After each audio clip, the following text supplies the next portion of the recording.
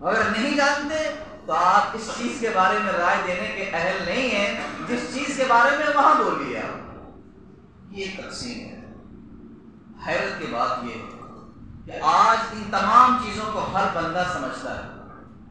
ایک ڈاکٹر کے پاس جب آپ جاتے ہیں اور وہ کہتا ہے کہ یہ گولی ہے، اس کو 3 ٹائم لینا ہے، تو آپ یہ سوال نہیں کرتے کیوں لینا ہے؟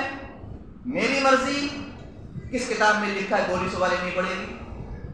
کہاں لکھا ہوا کہ گرم پانی سے لینا ہے؟ اگر ایسا کر دینا تو وہ کہے گا بھائی صاحب بیماری کا علاج بعد میں کرنا، آپ کو پاگل خانہ جانا چاہیے. ڈاکٹر ہے وہ، اب وہ جو رائے دے رہا ہے اس کو مانا جائے گا، وہاں آپ چوچرا نہیں کریں گے. اسی طرح سے آپ دوسرے مسائل میں آپ دیکھ لیجیے، چوچرا نہیں کر سکتے. جاتے ہیں اس نے یہ دیا اور لیا اور چلے گئے. لیکن دین ایک ایسا معاملہ ہے کہ جہاں ہر بندہ اپنی لنگڑی ٹانگ کو گزرنے کی کوشش کر رہا ہے.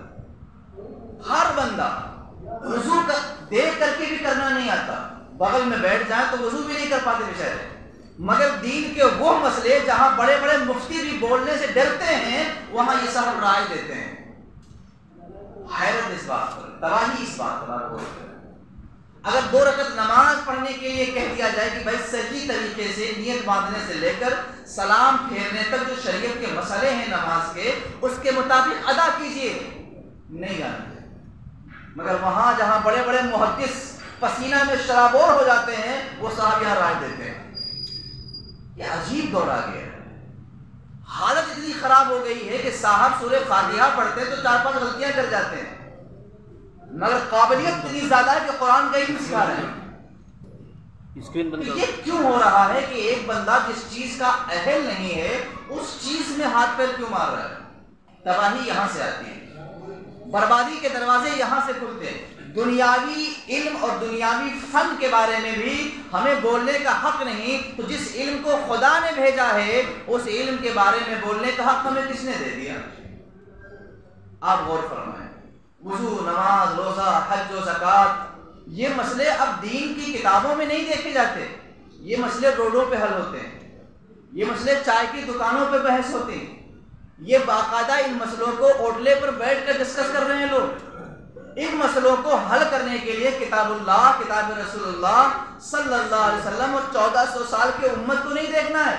اس مسئلے کے حل کے لیے پارکوں میں بیٹھے ہوئے لوگ بحث کر رہے ہیں.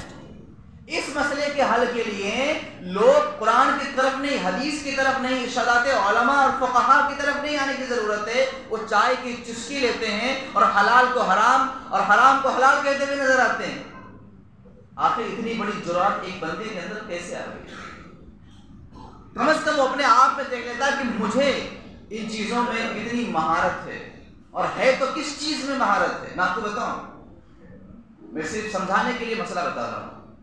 بہت سے ایسے مسائل ہیں کہ عالم نہیں بتا سکتا، جبکہ وہ جانتا ہے. نہیں بتا سکتا، جانتا ہے نہیں بتا سکتا. اسے بھیجنا ہوگا مفتیان کرام کے پاس.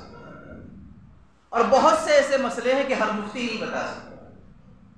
جس شعبے کا مسئلہ جانتا ہے بولے گا نہیں، اسے بھیجے گا اس کے پاس جو اس کا اہل ہے، مہارت تعامہ رکھتا ہے.